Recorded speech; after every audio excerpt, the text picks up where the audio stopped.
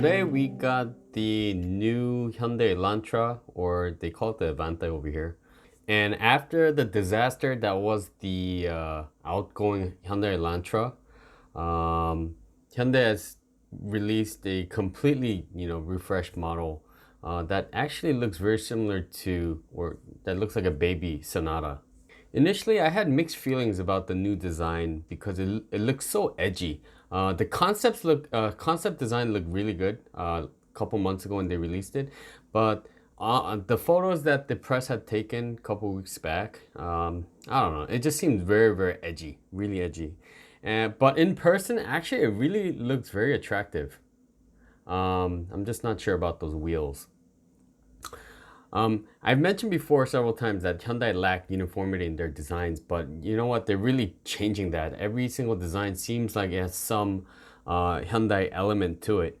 And you could just tell with a brief glance that, this is a Hyundai because it looks so similar to the Sonata, minus those crazy LEDs that ran up to the hood of the car. I personally owned a Elantra or Avante a couple of years back. I had the sport model in a six-speed with 200 horsepower. It was actually a fun car, really well laid out ergonomically. I just didn't like how high it sat, and this car too, it actually sits pretty high. I thought the design at the time was just perfect, right? But if you compare it to the new design that they've just released, it just immediately makes it old. The new design, yes, the exterior is really appealing, but once you get in the car, that's where you really notice that, man, this is like way ahead. Like I say maybe 10 years ahead of where they used to be. Inside is just quality.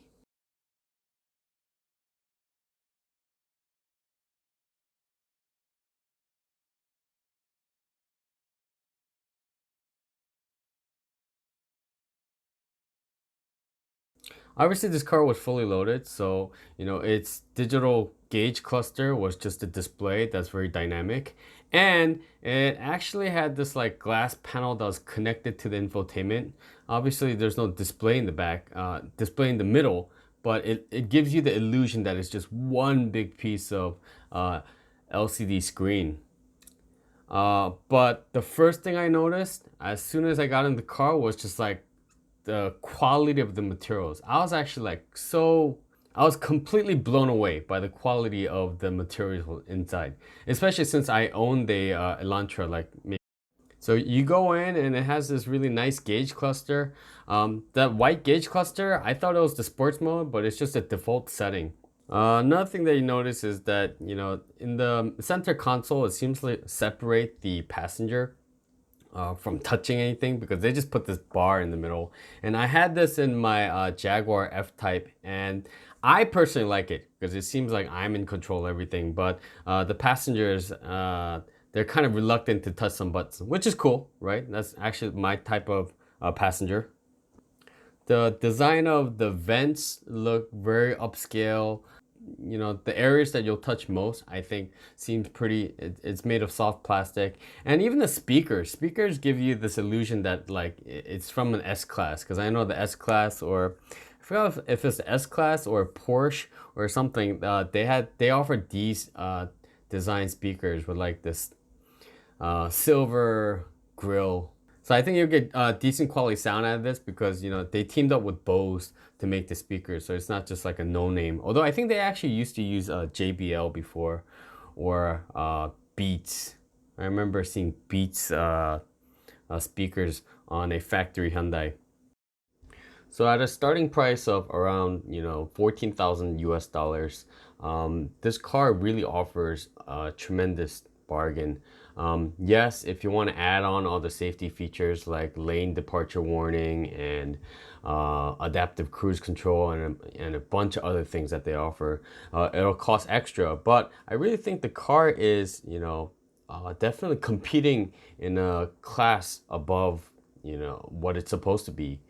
Yes, it's supposed to be an econo-box, but this car really, if you load it up, it's tremendous. Only downside is though, As of now, they're only offering this one engine, which is a 123 horsepower 1.6 liter non-turbo. So it's going to be really boring to drive, I could imagine. I had a 1.6 turbo. I had a 1.6 turbo, and that had 200 horsepower.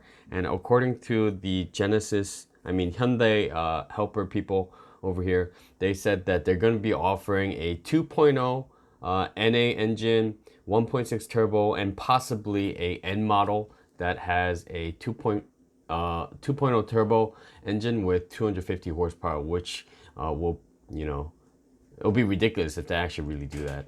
So in short, this car just seems like it completely surprised me.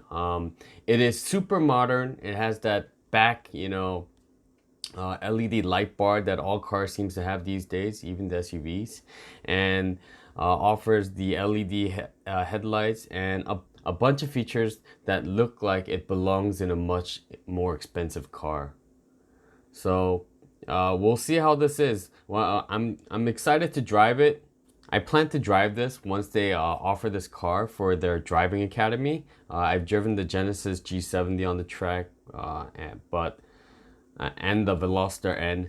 So I'll report then once I see how it actually drives, and not just talk about it, and not just talk about what actually driving it. Cheers.